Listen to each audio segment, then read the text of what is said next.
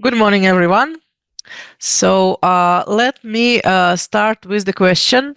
Have you ever tried explaining a robot to a 6-year-old child?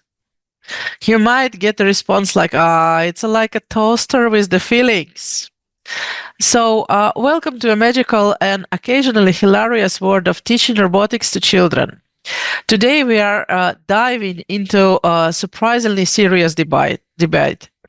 Should teaching robotics to kids be more education or entertainment? In the other words, do we want little Einsteins or little Tony Starks? So I'm happy to introduce our participants here today. It's Dr. Rodrigo Saez Munoz. Hello, Rodrigo. Good morning, Maria. Good morning. Nice to see you. Let me introduce another participant. Is Diana Molinshot-Close.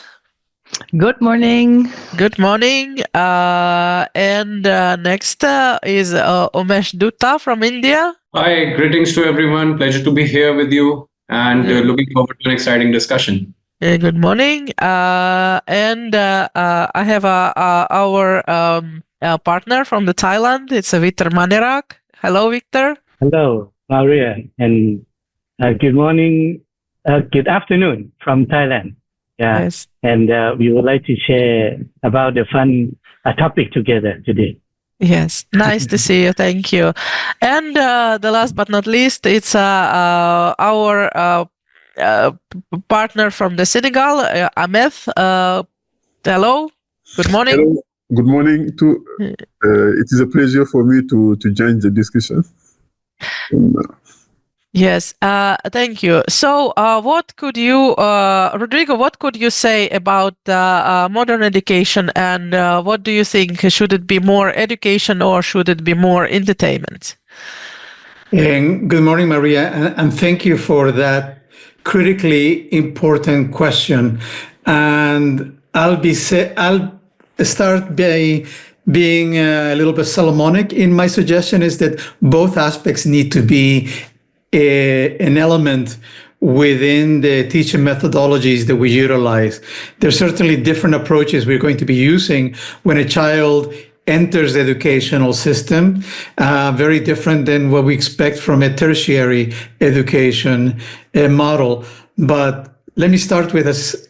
I'm a professor of international relations, so my conceptualization of robotics is very different from, I think, what we're getting to here. But I'm also the father of a 7-year-old and a 9-year-old. Therefore, I'm acutely aware of the importance of early childhood education, which is what we're aiming at here.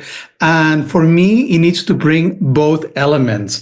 A blended approach is really ideal from my perspective. The children to engage with them, it needs to be fun. It needs to have very quick results. So they're encouraged to continue deep diving into this process. As the child grows a little older, we really need to begin to have benchmarks, more traditional education, if you will. This is my first take on this topic. Thank you for the opportunity to share my thoughts. Yes, thank you very much. It was very interesting. So I would like to hear now Diana. Diana, what you can tell us about this subject? Well, what I experience with my students at the university in Rotterdam is that mostly they're afraid of using robots in their lessons when they teach children, because they don't know exactly how it works.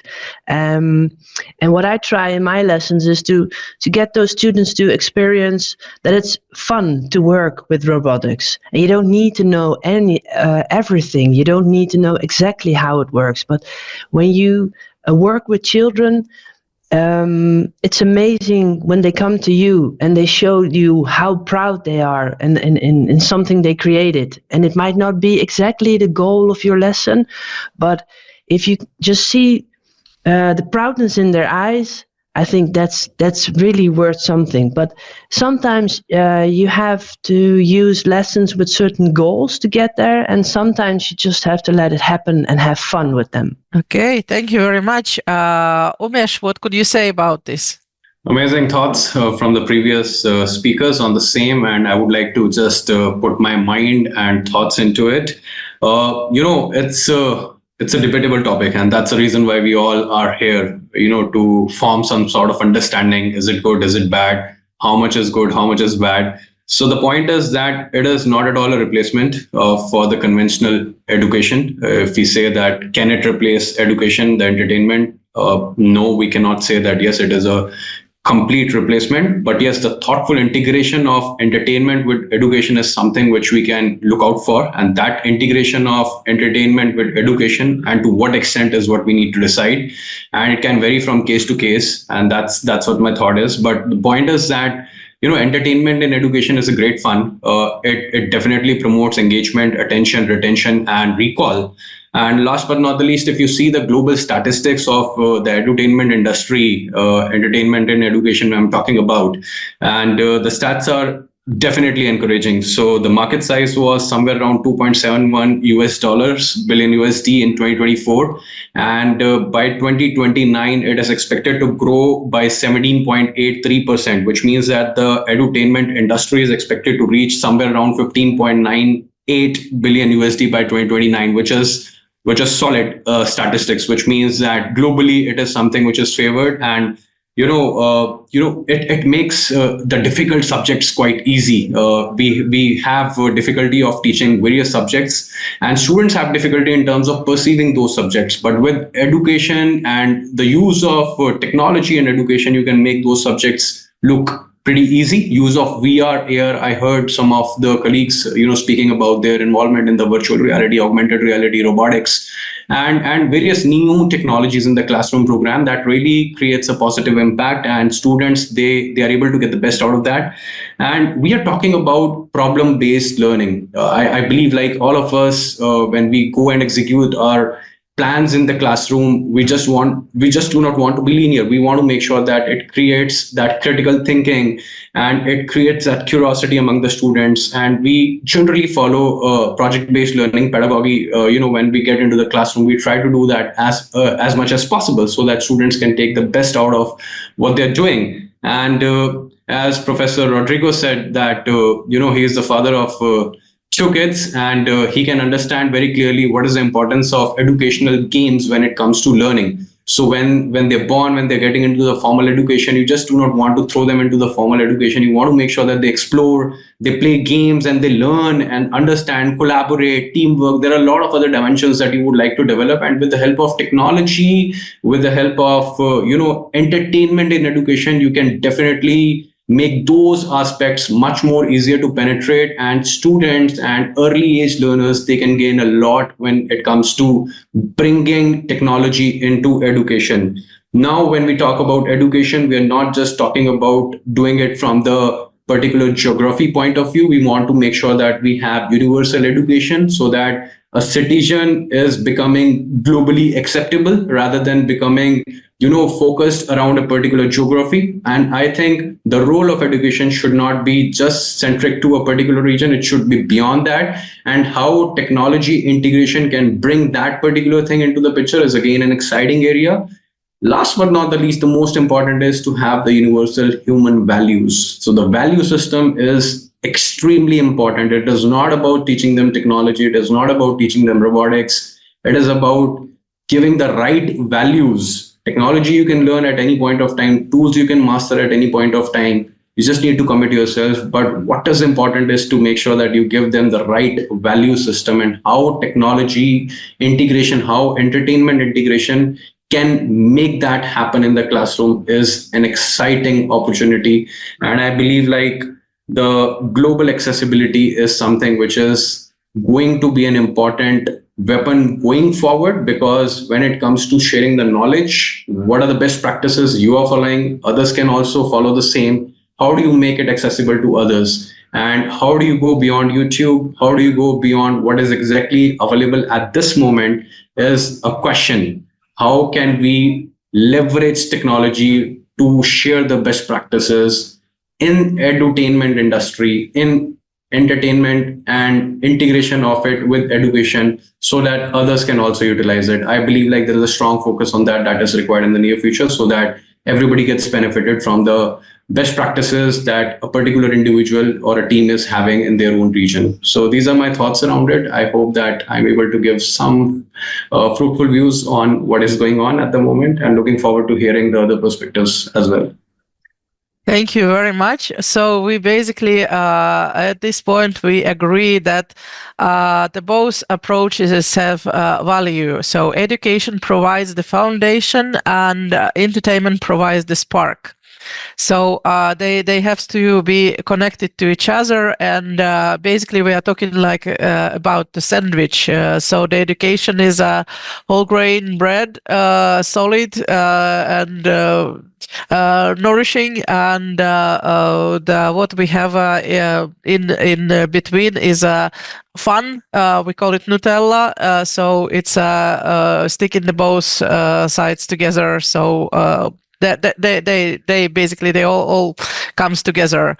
Without the entertainment and without the education, they has to be together. So Thank I God would like. thank God it's a virtual meeting, because you're making everybody feel like, yes, one should have that sandwich with the Nutella. Absolutely. Yes, it sounds delicious, isn't it? Yes. I would like to listen also the word from Vitor. Vitor, could you please share your thoughts? Okay, thank you, Maria. I would like to share the three topics. Number one, when we born with the pain. Yeah, and when we die with the pain. When we still alive, why we shoot about happiness. Yeah, and when we want to have the happiness, and after that we can get the success coming. When I was young, I play the like a block machine. 50 years ago, yeah, from the make about the Gundam like a robotic, yeah, like a hero from the Japan, yeah, story, very famous in the Thailand, like a Ultraman, yeah, and I think why they play it because we want to have happiness and have fun, yeah, and if we can provide this like a story or the active learning for the student, yeah, for the young student or the old student, I think everyone want to learn with the happiness. And the most important is when we can success the two things from the like happiness or the painful. Yeah, we can shoot. But for me, we can change the painful, yeah, to the happiness by we use about the environment in our workshop to be like an entertainment complex. Yeah. If we go and study and work robotics, like go to entertainment complex, it make a lot of fun and inspire. Yeah, every student, every teacher, and every person to participate, to join forces together and create. Yeah, creative is come from the happiness. Yeah, sometimes we're talking about the pain point and we get about the gain point to create about how to fix the problem. For me, I think we can see the innovator and innovation. Everyone sees something when we have the problem. They see the opportunity. Opportunity, they see the positive. Positive is come from the happiness. Happiness come from like we can cheerful ourselves from the internal entertainment. Yeah. And after that, we can see they fix the solution, like too much happiness together. Yeah, and we can make the environment of our class and our team to be like happiness, success, and make a world together. after we make well, we can sharing the experience, we can sharing about the happiness or the entertainment situation together. And we can make a peaceful. Yeah, this is like a supply chain. Happiness, success, wealth, and peace. Yeah, this is not philosophy. If we can make the real thing by the robotic and AI. That's why we should interest in robotic and AI to be and make about the entertainment complex. And right now in Thailand, we have the best destination of the tourism because when they come, they relax. When they come, they're funny. When they come, have a lot of entertainment that we share to you. This is our opinion. Thank you. Thank you very much. It was very interesting. So we are again, the same on the same path with you, so that we are mixing together education and entertainment, and to make it more fun for kids, and at the same time they could learn something. Yes, thank you. And I would like to also listen the opinion of our Senegal guest from the Senegal. So Omesh, please. Share your experience. Yes, in the Senegal, when we come in the class, we organize some activity. We never say it is for education. We just say it is for a play, for a game. When we explain in the young people, we are just playing a game. It is more interesting. It do a lot of energy and it pass a lot of time. So for us, we think the best way is just to explain it is a game. It is just to explain it is for funny, and it is the best way to use robots and AI to explain to help people to improve level of knowledge. For example, one day we create an experience for mathematics. The goal is when you solve a problem, you will have a reward. So people try to have the best reward. It don't understand it is for work. It don't understand it is for education.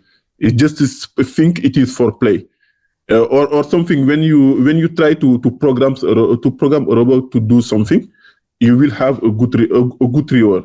So we think the best way to interest young people, students, to use robots. To complete the human work is for fun, for play the game. It is all for me. Thank you. Oh, thank you very much. So anybody else would like to share the thoughts, or maybe something came to the mind during the discussion? So you're welcome now.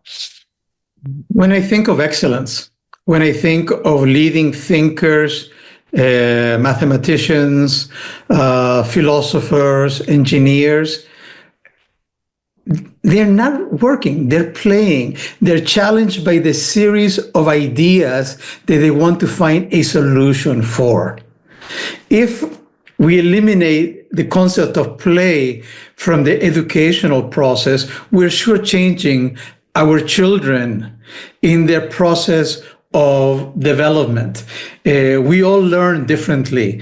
And the beauty of play can be adapted easily to the diverse range of understanding and interaction we each have individually. So in the process of play, we lower the entry barriers of achieving joy, which David, quite frankly, reminded me of its importance. And when children experience joy, they have a desire to commune more and more with that experience. And they get to a certain point where they want to begin understanding what's behind it. And this is when the more structured educational processes can really begin to hit home. And why do we become an expert in this field? So that afterwards we can return to the play element that is such an important aspect of the educational process and what we want to achieve. It's so exciting, Maria. Thank you for this, because it is hopefully changing how I teach my children. Yes, thank you. So we basically agreed that we are blending the both approaches. We don't choose between education and fun. We just mix them and let the curiosity lead. But we have to anyway structure the path of the education. So we start with the kids. Then we open box wider. So begin with the plug and play kits, and then gradually move to the open source tools, and kids gain confidence and let them break and learn on their mistakes and collect different kind of pieces and not make any kind of instructions to them how to build it, and let the fantasy go and let the mind go and follow their needs, their thoughts, their desires. So I think it's very important. And one more thing which is very important I would like to mention on this conversation is that open source solutions are I think this is the key for the future, because it's really important to make the education accessible to the basically all children around the globe. Let's not make it just exclusive education for people who can afford it, but for the people who really for everybody. Don't close any opportunity to anybody. So let's keep it open. So everybody is working in open source probably solutions or heard about the open source solutions. Any experience you would like to share with about this? If I can just say one thing, Maria. Yes, sure. That you just touched upon. There's a word in the English language that I think really encapsulates what you're talking about, and that is serendipity. The fortuitous accidents that brings great joy. And when we learn as play, it's okay to make mistakes. It's okay to make mistakes that take you in a completely unexpected direction. And that's the beauty of being a child, because you're not being judged, you're not being graded. All outcomes are wonderful. Granted, we as educators also are tasked with grading. We're also tasked with evaluating whether we have achieved certain KPIs. And that's wonderful, that's necessary. But if the later we introduce that, the more creativity we maintain in that process. And that's something both Omesh and Ahmed really pointed out to. It creates engagement, it creates critical thinking skills. And that is one of the wonderful things about open source projects, that we don't have a prescribed outcome. Everything is out there for you. Yes, anyway, exactly. Sorry for the intervention. Yeah.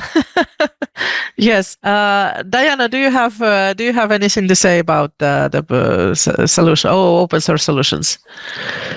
Well, the one thing I like most is that what I'm actually experiencing right now in this meeting is that with open source, I can work with Senegal, I can work with Thailand, I can let my children work with anyone in the world, and I'm not bound to certain software restrictions or anything.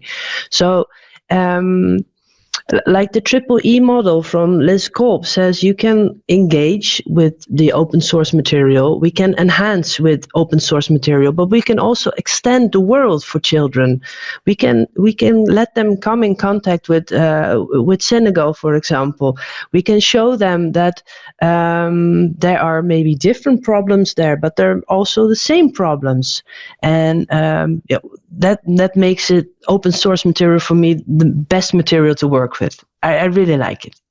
Yes, that's great. Thank you.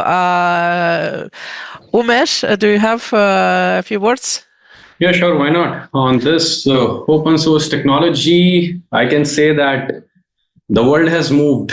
The world has moved together, and we have seen that from box-based approach to open source approach of doing the things. I believe it has been a game changer in the last 1 decade when it comes to making sure that technology is accessible, the content is accessible, the tools are accessible to each and everyone. I believe like open source community has come together and they have actually solved a very very big problem. The entry level barrier is one thing. Cost reduction of accessing those world class tools is another important aspect, and collaboration and learning from peers is, I think, another big thing that has happened. Even Diana has pointed out the same thing, that now you're not just learning from your own mates in the class, you are learning from somebody who is located some 1,000 miles away from you, and you can use their work, you can contribute to the repositories. The likes of GitHub, the likes of Arduino, the likes of Raspberry Pi, they have contributed immensely when it comes to the STEM education ecosystem.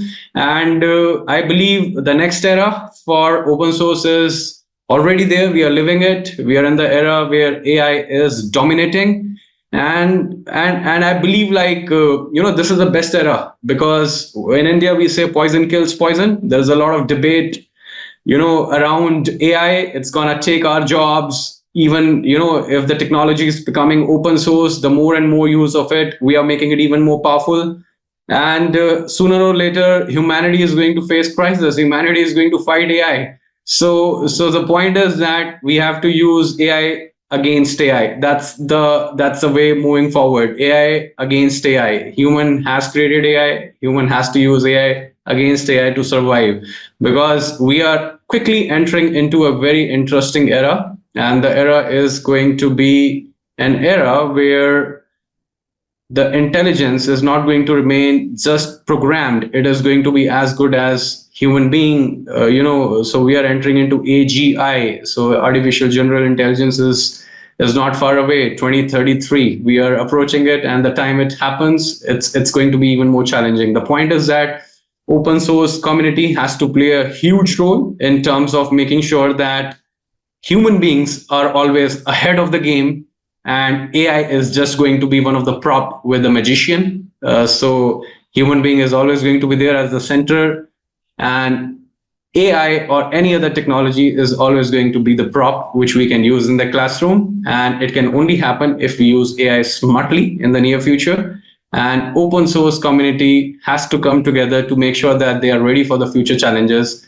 And I'm sure that whatever we have learned so far from open source community, open source technologies, it's gonna be even more penetrating and impactful in the near future. And we are all going to witness that era together. Yes, thank you very much. Peter, do you have a few words? I have the two topics why we so interesting about the open source. Number one, everyone can access. Yeah, no limit for everyone. Yeah, 8,000 million of population can access free of charge. Number two, we call about the open source. It's opposite about the closed source. Closed it means only few people.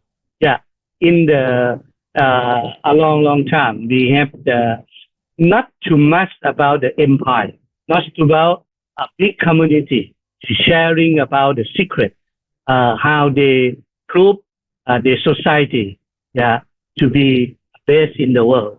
But right now, number two, we can access the best open source, the best practice, from everywhere and everyone in the world. And we can share together. We not close together. We open together. That I interested Dr. Omesh and Diana talking about. We can collaboration together without nation. Without blood, without native. We are the same population, world population together. That's why, number one, easy to access for everyone. Number two, we can go the best and develop to the second best and try the best together and sharing together without secret. This is my opinion. Thank you very, very much. I would like to listen also our guest from the Senegal, Ahmed. Please share your opinion. Yes, we think the only way to improve education in the world is to collaborate, to work together for this. For example, maybe in Senegal we have currently a problem. It exists in the past in another country. For example, in the past, Thailand have this problem, and Thailand have an approach to resolve that. So if we know how Thailand the approach was using by Thailand, we can use this approach or we can use this approach to solve one problem. For example, I will give an example. In Senegal, we have in 3 months. We try to build an AI assistant for each student. The problem is we don't have enough data for do that. Reason is each school have a particular software that use for the digitalize. So it's not possible to have a fine data and a very diversity data to turn a global assistant. So if we can collaborate with another school, we can collect all data in different school and use this data to train in a personal assistant for each student, and will help this student to improve education. And when we collect also the data, because when students in a different world interact with this AI, we will collect this data. We will also need to share the data to give that of PhD student or another research to improve all work. It's like general AI work. For example, in general AI, you have a lot of data in the world to share that. All research in the world can use the data to improve one model. So we think open source is the only way to improve education, to improve education around the world, and particularly in Senegal or another country. Thank you very much. Yes, thank you very much. So I think that we have basically we agree that we have a perfect tool for the education. We are open source. We have open source opportunities for the basically the whole world. Wherever we can use it, and wherever we can use it to teach our children and to be creative. So basically, what I wanted to say is just let them build, let them break, let them laugh, fail, try again, and maybe just build that robot who goes to dance with them. So just to use it, just to use technology. But we are educators. We are here just not only to have fun, but to structure the lessons that it's not so chaotic like sometimes it could be. Raise to our important mission is to raise generation that's not afraid to create technology, who knows the technology, who can learn the technology, and not just consume it. So this is basically my final words for today's session. I really appreciate that everybody has found the time to join me. So thank you very much for joining us, and see you in the field of education.